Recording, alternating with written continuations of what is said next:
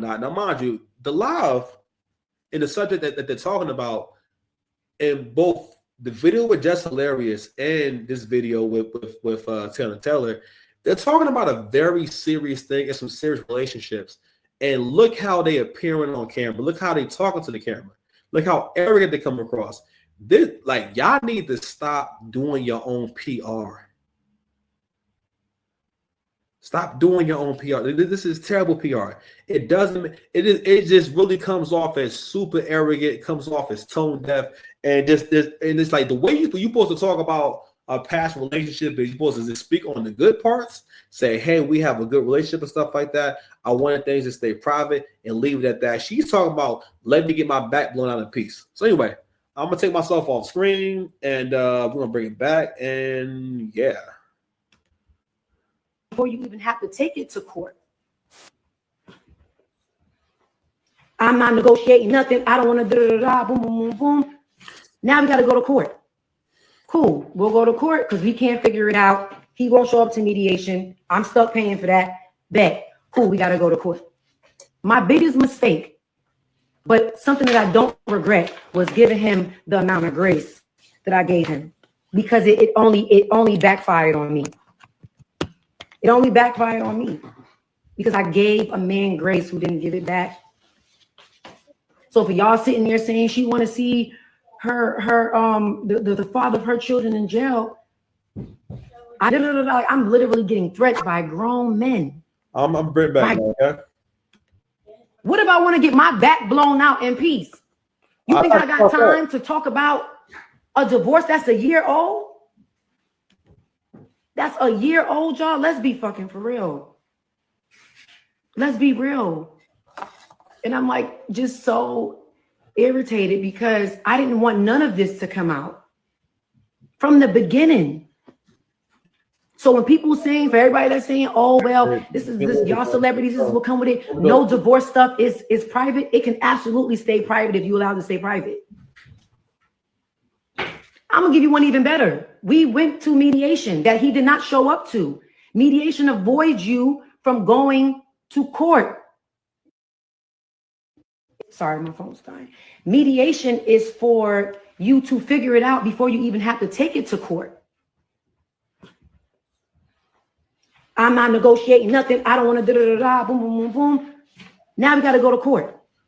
Cool. We'll go to court because we can't figure it out. He won't show up to mediation. I'm stuck paying for that. Bet. Cool. We got to go to court. My biggest mistake, but something that I don't regret, was giving him the amount of grace that I gave him, because it only backfired on me. That right there. You hear how she talking about her marriage with her husband? She's talking about it like it was a business deal. As if basically you was always paying me to be your girl. All right. And I've decided, okay, we've been together long enough. Time to end things. Black men are starting to pick up on this cycle that a lot of y'all partake in, where y'all think breaking up is a part of being with black men. A relationship with a black man is not one where you stay in it, and you commit to it, you know what I'm saying, and all these different things. Hold on a second, y'all.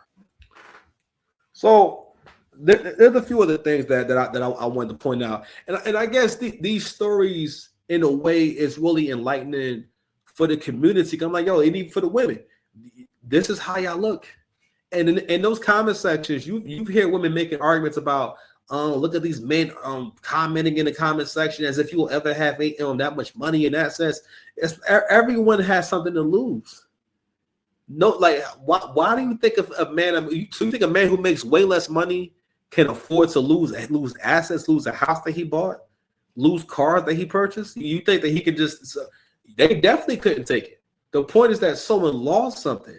And again, these listen, in these situations right here, when you look into these comment sections and whatnot, you see how many women you really don't see men as human beings. You don't even think that was something. You realize how disconnected you are when something bad happens to someone and you try to justify why it's happening to them. That's crazy. That's crazy. Not only that, it's going on in your country. It can happen to any man you know. Listen, the war on men is real. You know what? Let's take us to this next point real quick. I want to find this clip from Joe Button and Melissa Ford. Hold on a second, y'all. So I'm not going to play the entire thing, but listen, man, let me tell you something. Like, I'm not sure if I want to use the words attack on masculinity, but for the most part, I mean, it's not even an attack. It's just pretty much a concerted effort from the women in our society to make sure that men do not develop and prosper past a certain point. Because if you're always there to stifle the flow of a conversation or to stifle someone from expressing themselves and expressing a hardship or a problem, people only do that for one reason. Okay, that's not a thing for someone who cares about you, all right, and cares for you and respects you. That's not a thing for them to feel as though, oh, you're expressing something real to me, you're expressing a problem to me, and I'm trying to find a way to say, no, you're not having that problem. Or no, it's not what you think.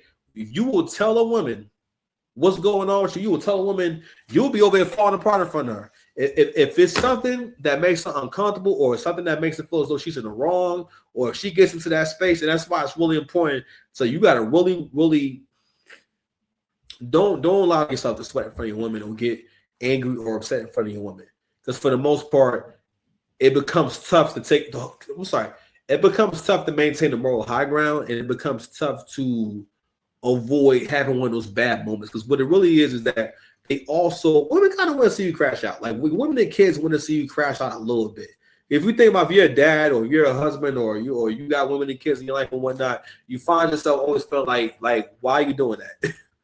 Why are you doing that? Or like you know it's going to be a problem in the future. Like why? You know what I mean?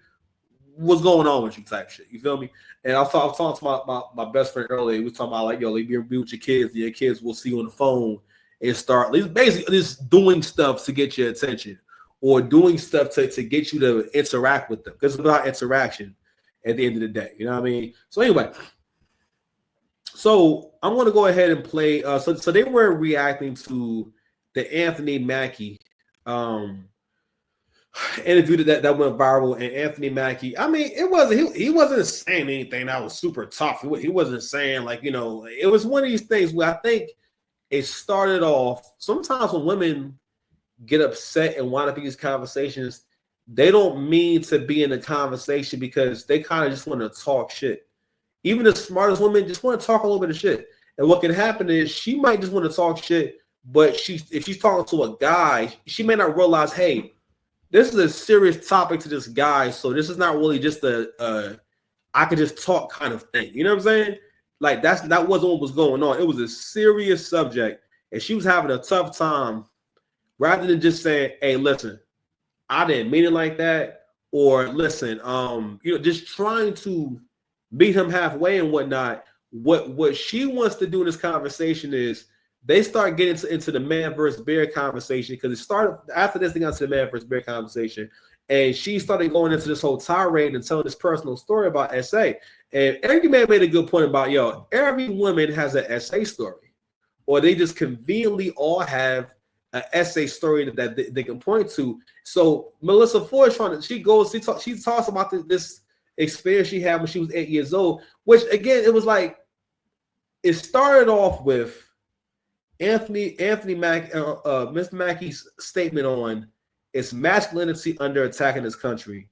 And of course, and that's how you know you're talking to someone that's super liberal, is when they're not able to speak on that, or they act like, oh, no, sure, I don't know masculinity. Because for the most part, again, if I could talk a whole nation of men out of being masculine, what's stopping me from taking over? What's stopping me from taking your shit?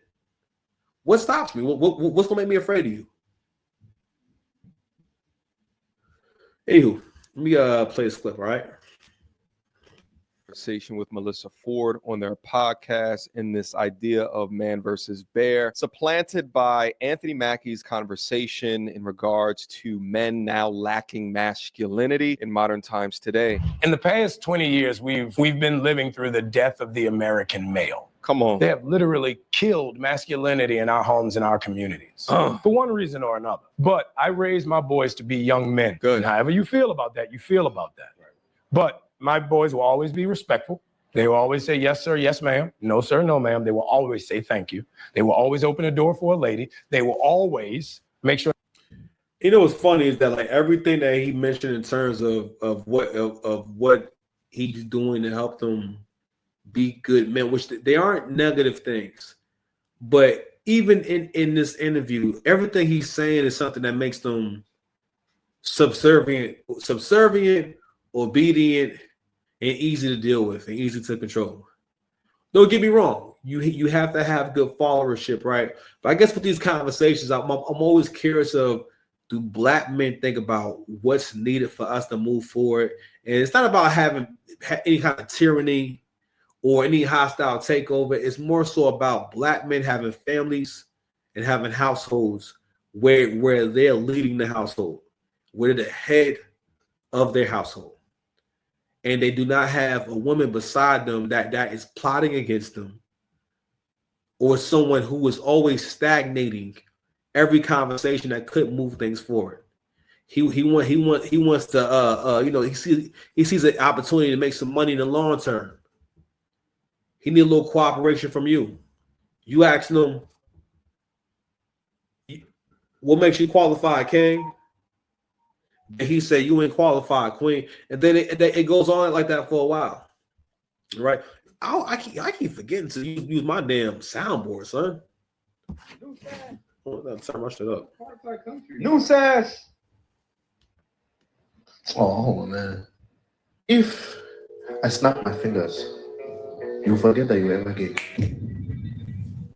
I was never gay. Exactly. Wait, no, stop. Yes. No, stop. All right, let's get back to I it. was never gay. Okay. No. So that their mother is taken care and provided for. They will always be men. And that's always since they were 2 years old.